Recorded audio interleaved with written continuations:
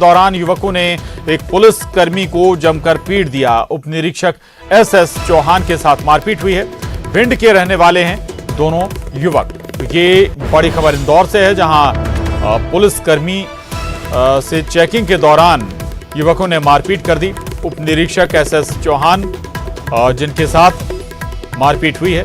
बताया जा रहा है जो दो युवक जिन पर मारपीट का आरोप लगा है, दोनों भिंड के रहने वाले हैं। तो उप निरीक्षक एसएस चौहान को पीट दिया गया जब वो अपनी ड्यूटी कर रहे थे, चेकिंग कर रहे थे। इंदौर का ये पूरा मामला है। आरोपी भिंड के रहने वाले बताए जा रहे हैं, जिन पर मारपीट का आरोप लगा है।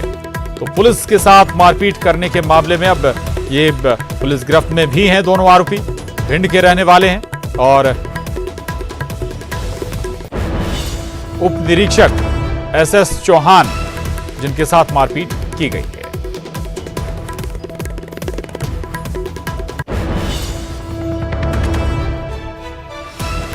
और अब खबर रायसेन से है, जहां खाने में इल्ली निकल आई। दरअसल क्वारंटाइन सेंटर में भर्ती मरीजों के खाने की व्यवस्था की जा रहा है, प्रशासन कर रहा है, लेकिन जो खाने की क्वालिटी है वो आप इससे अंदाजा लगा सकते हैं कि खाने में इल्ली नजर आई। स्वास्थ्य विभाग की बड़ी लापरवाही यहां पर सामने आई है। मरीजों ने वीडियो बनाकर अधिकारियों को भेजा है।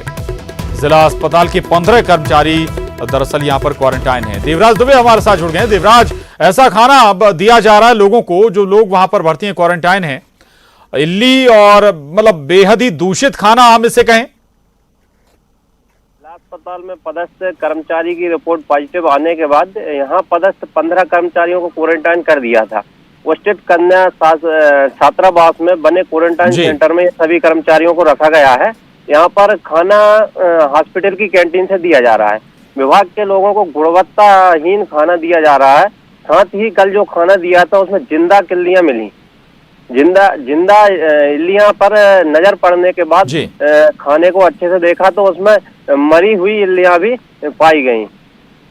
जिसके बाद कर्मचारियों ने खुद ही वीडियो बनाकर स्वास्थ्य विभाग के ये जाहिर करता है देवराज, अगर जीवित इल्लियां नजर आ रही हैं खाने में तो ये खाना काफी पुराना हो सकता है, दूषित तो है ही। यानी कि आप बीमारी को कंट्रोल नहीं कर रहे बल्कि लोगों को और बीमार बनाने की तैयारी कर रहे हैं यहाँ पर।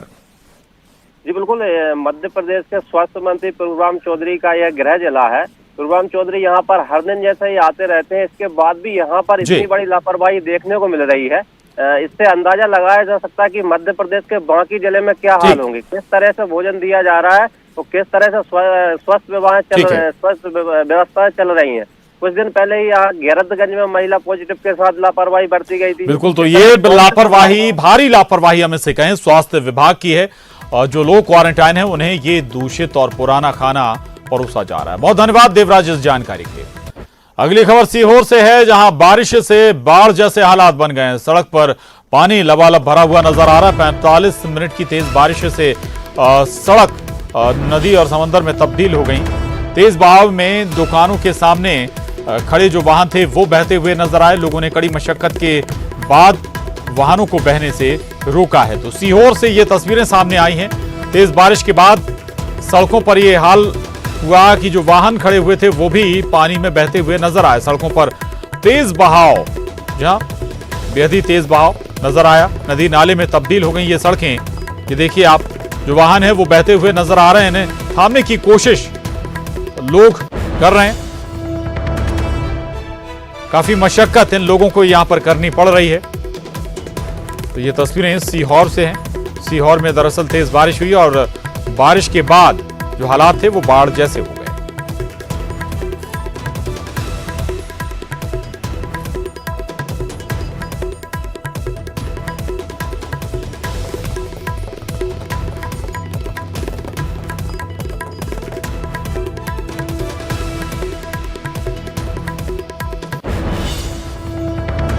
एक बार आपको फिर बता देते हैं, ये जो तस्वीरें आई हैं ये दरअसल सीहोर जिले से।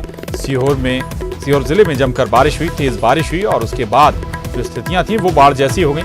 सड़कों पर लबालब पानी, न केवल पानी भरा बल्कि बहाव इतना तेज था कि वाहनों को, बड़े बड़े वाहनों को भी ये पानी अपने साथ बहा ले जाता हुआ नजर आया। हालांकि लोगों ने कड़ी मशक्कत के बाद अपने वाहनों को सुरक्षित किया। प्रदीप हमारे साथ जुड़ गए हैं सीहोर से। प्रदीप, तेज बारिश हुई, बारिश के बाद ये हालात, एक वजह यह भी होती है जब सड़कों पर पानी भरता है कि नदी नाले, माफ कीजिएगा, जो नाले होते हैं वो पर्याप्त साफ नहीं किए जाते हैं, लापरवाही होती है और नतीजतन जो पानी नालों में जाना चाहिए था वो सड़कों पर आ जाता है। प्रदीप। प्रशांत, बिल्कुल आपने सही कहा। ये जो पूरा मामला है ये नगर पालिका, आष्टा नगर पालिका के कुप्रबंधन का मामला है, जहां नाले के तलाईवर्ती जो मोहल्ला है बुधवारा का ये पूरा दृश्य, जहां नालियां पूरी चौक पड़ी हैं।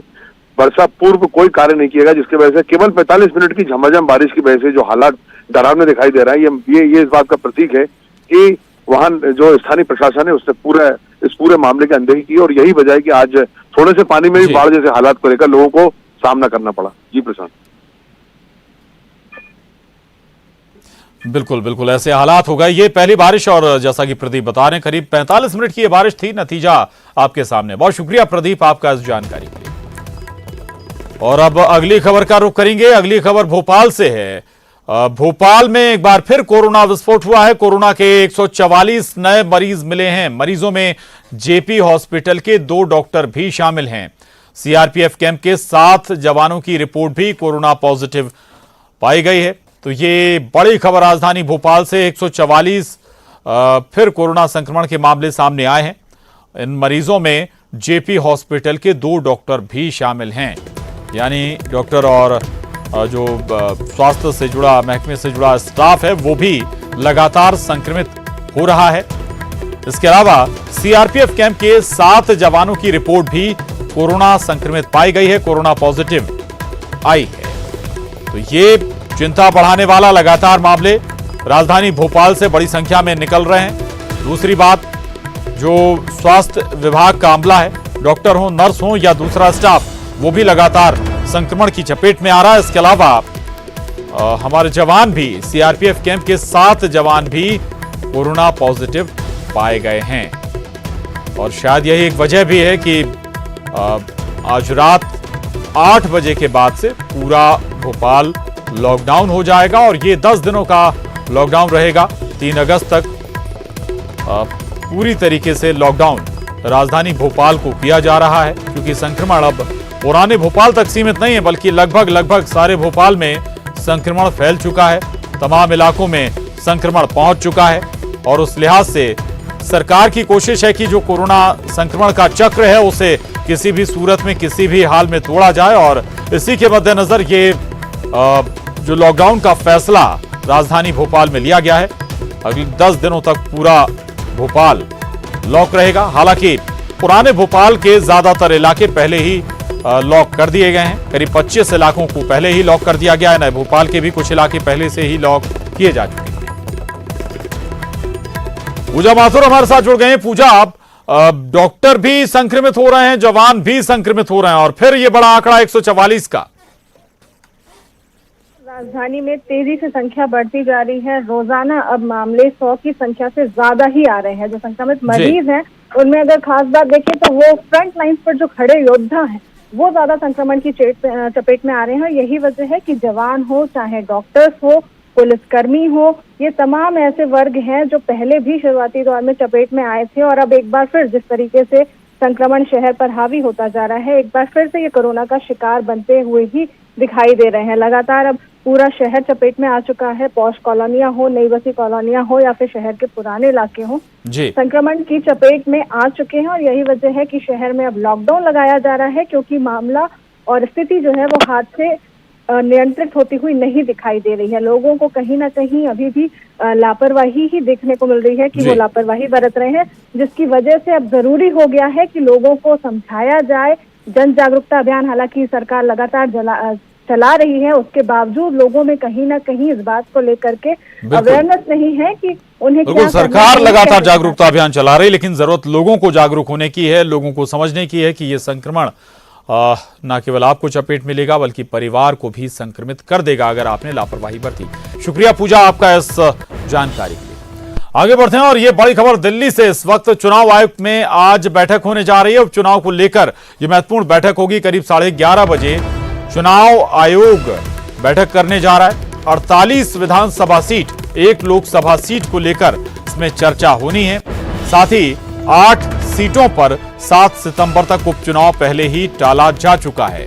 यानी कि अब जो बाकी सीटें हैं जहां पर उपचुनाव होना है, जिनमें 48 विधानसभा सीटें हैं, अलग अलग राज्यों से ये सीटें आती हैं, 1 लोकसभा सीट है और यानी कि कुल 39 सीटों पर अभी चर्चा होनी है। फैसला लेगा चर्चा के बाद, बैठक के बाद चुनाव आयोग।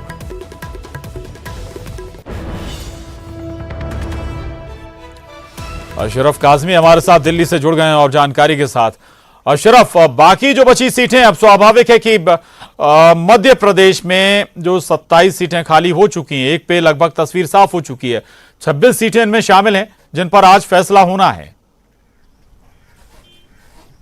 बिल्कुल प्रशांत, आज फैसला हो जाएगा मध्य प्रदेश की 26 सीटों पर और पूरे देश की अलग अलग 48 विधानसभा सीट और 1 लोकसभा सीट, यानी कुल मिलाकर करीब 49 सीट पर फैसला किया जाएगा कि वहां पर आने वाले समय में चुनाव कब कराया जाए। मध्य प्रदेश में सितंबर के आखिर तक चुनाव कराने की बाध्यता है। अगर हालात सही रहते हैं तो इस सब चीज़ों का ध्यान रखा जाएगा। जो अभी 8 सीटों पर जिसमें चुनाव आयोग ने फैसला लिया है, उसमें आगर की भी सीट है। आगर में 30 जुलाई तक चुनाव कराना था, लेकिन हालात साजगार नहीं है तो चुनाव आयोग ने 7 सितंबर तक के लिए टाल दिया है। अब यही बात जो बाकी 48 विधानसभा सीट है और 1 लोकसभा सीट है उस पर भी लागू होती है। वहां के हालात को आज चुनाव आयोग देखेगा, उसके बारे में चर्चा की जाएगी। यहाँ की क्या स्थिति है, कब तक चुनाव टाला जा सकता है और कब चुनाव कराने के लिए माहौल बनता है, ये सब पहलू हैं, उस पर चर्चा की जाएगी और हो सकता है कि शाम तक कोई फैसला आ जाए। प्रशांत, बिल्कुल, शाम तक तस्वीर साफ भी हो सकती है कि इन 48 विधानसभा सीटों और 1 लोकसभा सीट पर क्या होगा, बाय इलेक्शन कराए जाएंगे या फिर संक्रमण की वजह से, कोरोना वायरस के चलते चुनाव फिलहाल टाल दिए जाएं। बहुत शुक्रिया अशरफ आपका इस पूरी जानकारी के लिए। वक्त एक छोटे से ब्रेक का है, फौरन लौटेंगे।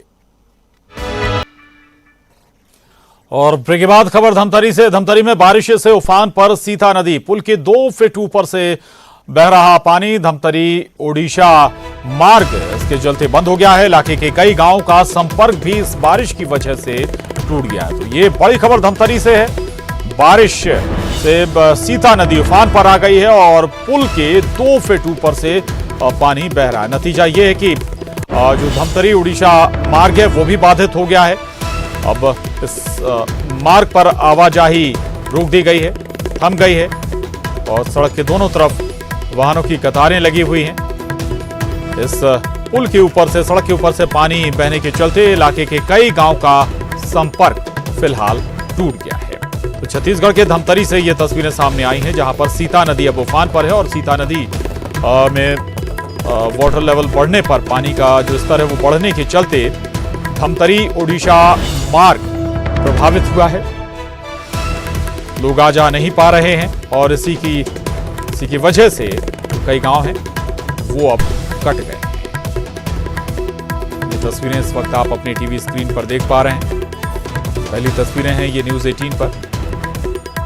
सीता नदी उफान पर है। बारिश के बाद आवागमन खत्म हो गया है इस सड़क के ऊपर से, क्योंकि करीब 2 फीट ऊपर सड़क के ऊपर पानी बह रहा है। अभिषेक पांडे हमारे साथ जुड़ गए हैं और जानकारी के साथ। अभिषेक, अब क्या विकल्प इस रास्ते का? दूसरी बात यह कि यहां कोई जान जोखिम में ना डाले, पानी चूंकि सड़क के ऊपर से बह रहा है, इसके मद्देनजर प्रशासन ने भी कोई एहतियात बरती है?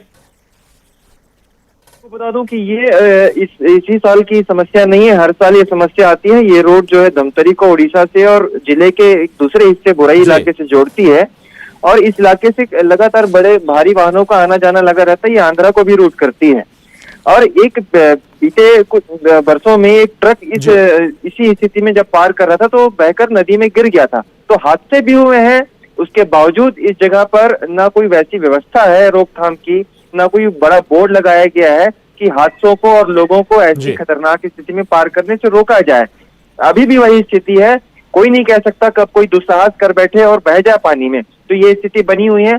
और बीते दिनों जो बारिश हुई है जी। उसके नतीजतन ये पहाड़ी नदी चीता नदी, उसमें थोड़ी सी जो ज्यादा बारिश होती है उफान पर आ जाता है। जी प्रशांत। बिल्कुल बिल्कुल, यानी कि यहाँ जरूरत एक पुलिया की है ताकि ऐसे सीजन में ये हालात ना बने। बहुत शुक्रिया अभिषेक आपका इस जानकारी के लिए। लेकिन ये तस्वीरें इस वक्त आपके टीवी स्क्रीन पर हैं। पुल के करीब 2 फीट ऊपर से पानी बह रहा है, लेकिन अब पुल को और ऊंचा करने की दरकार है, यानी कि नया पुल बनाने की दरकार है। चूंकि अभिषेक बता रहे हैं कि ये पहली बार का एक बार का मामला नहीं, बल्कि हर साल ऐसे ही हालात बनते हैं बारिश के सीजन में। और अब अगली खबर का रुख करेंगे। अगली खबर सुकमा से है, जहां गोलापल्ली से तारलागुड़ा के बीच नक्सलियों ने सड़क को काट दिया है। लगभग 3 किलोमीटर के बीच 9 से 10 जगह नक्सलियों ने सड़क काट दी है। सड़क काटकर आवाजाही बाधित कर दी गई है। गोलापल्ली थाना इंचार्ज रमेश साहू ने इसकी पुष्टि की है। गोलापल्ली थाना क्षेत्र का यह मामला बताया जा रहा है। तो ये बड़ी खबर सुकमा से है। गोलापल्ली से तारलागुड़ा के बीच नक्सलियों ने सड़क को काट दिया है। करीब 3 किलोमीटर के बीच 9 से 10 जगह सड़क क्षतिग्रस्त की गई है, काट दी गई है। नतीजा ये कि अब इस सड़क पर आना जाना दूभर हो गया है। सड़क काटकर आवाजाही बाधित कर दी गई है। गोलापल्ली थाना इंचार्ज रमेश साहू ने इसकी पुष्टि भी की।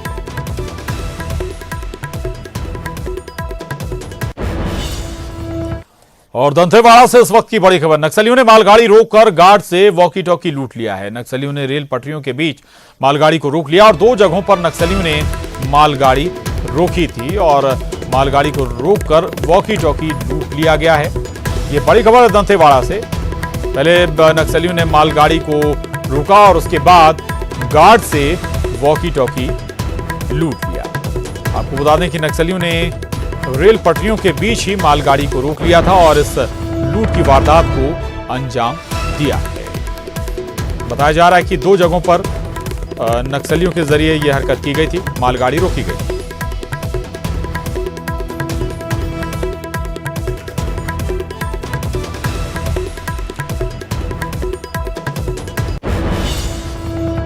और अब खबर टीकमगढ़ से हादसे का सीसीटीवी फुटेज सामने आया है। वीडियो में एक बाइक सवार ट्रैक्टर से जा टकराया।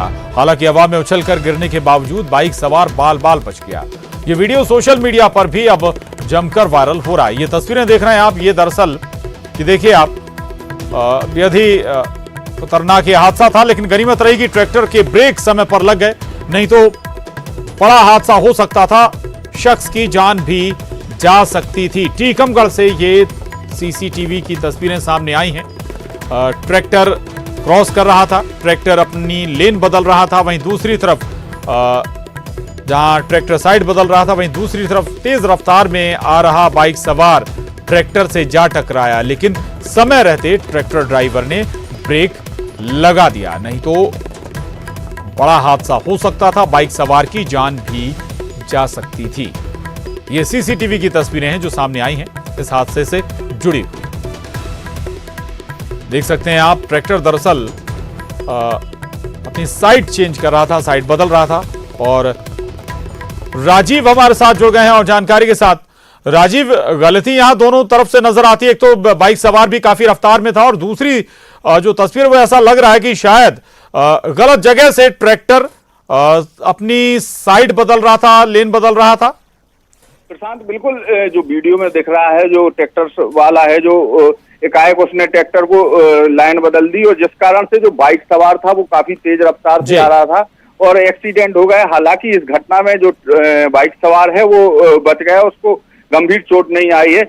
लेकिन जो इस तरीके की घटना है और पूरी घटना सीसीटीवी कैमरे में कैद हो गई है और इसके बाद जो वीडियो वायरल हो रहा है, तो इस तरीके की जो घटनाएं हैं, जो एकाएक चेंज ओवर जो बदलने से हादसे हो जाते हैं, तो उससे बचना चाहिए ताकि इस तरीके की घटना ना हो और लोगों को इस बात से सबक लेना चाहिए ताकि जहां भी चेंज ओवर है तो बाइक सवार भी धीरे गति से निकले। प्रशांत जी, बिल्कुल बिल्कुल, ये तस्वीर जाहिर करती है कि आपको रफ्तार पर भी काबू रखना है और रूल्स और रेगुलेशन को भी आपको फॉलो करना है अगर हादसों से बचना है। इस हादसे में भले ही शख्स की जान बच गई हो, लेकिन ऐसे हादसे जानलेवा अक्सर हो जाते हैं। शुक्रिया आपका इस पूरी जानकारी के लिए, धन्यवाद। और अब अगली खबर का रुख करेंगे। अगली खबर अशोकनगर से, जहां जीआरपी जवान ने धमकी दी है। हड़ताल पर बैठे सफाई कर्मियों को धमकी दी है जवान ने। आपको यह भी बता दें कि स्टेशन पर गंदगी देख प्रधान आरक्षक श्रीपाल सिंह ने आपा खो दिया। सफाई कर्मियों से अभद्रता भी की। सफाई कर्मी ने इसका वीडियो भी हालांकि बना लिया। 5 माह से वेतन नहीं मिलने से सफाई कर्मी हड़ताल पर बैठे हुए हैं। तो ये तस्वीरें इस वक्त आप देख पा रहे हैं। ये तस्वीरें अशोकनगर से सामने आई हैं, जहां जीआरपी का एक जवान हड़ताल पर बैठे सफाई कर्मियों को धमकी देता हुआ नजर आ रहा है। इतना ही नहीं, दरअसल स्टेशन पर गंदगी देख प्रधान आरक्षक श्रीपाल सिंह ने आपा खो दिया और सफाई कर्मियों से न केवल धमकी दी बल्कि जमकर अभद्रता भी की। लेकिन इस पूरे वाकये का, इस धमकी भरा ये धमकी वाला जो देख रहे हैं आप, इसको अपने कैमरे में कैद कर लिया गया। कचरा नहीं फैलता है। कचरा फैला है हमारे लिए 5 महीने इस तनख्वाह में। किसने नहीं दी? तो फैलाया क्यों? ठेकेदार ने। किसने? ठेकेदार ने। तो ये ठेकेदार कौन है? तो हमको मरे, हमें 5 महीने इस तनख्वाह नहीं मिले। ठेकेदार कौन है तेरा? ठेकेदार साहब का गुना रहता है। गुना रहता है उसकी यहाँ पर। चलो यहाँ से बाहर निकल जा, बाहर सबको बंद करवा दूंगा अभी कोरोना में। सरो चलो बाहर निकल, बंद कर दो हमारे लिए। अरे तू बाहर निकल रहा है, नहीं निकल रहा है तू? बाहर निकल यहाँ से। अरे तू ठेकेदार से बात कर, रेलवे पड़ता में तू कैसे आया तू? सब यही काम करते हैं। कहाँ काम करता है? तो ठेकेदार ने पैसे नहीं दिए कि रेलवे ने दिए? सर पैसे किसने नहीं दिए आपको? सर काम तो यही कर रहा, तुम जाओ। पैसे तुम तो बंद कर लो हमारे लिए। यहाँ से हट जा, भाई इतने जूते मारूंगा, सही कर दूंगा तुझे, पूरी नेतागिरी बुला दूंगा तेरे को। बाहर जा, उससे बात कर ठेकेदार से। अगर नहीं पैसा देता उसकी कंप्लेंट करो भ्रष्ट अधिकारी से। जब खुद मीडिया वाले सर जब अरे तो डीआरएम है, इसके लिए कलेक्टर है, एसपी है, वहाँ कंप्लेंट करो। और इसके साथ ही इस बुलेटिन में बस इतना ही।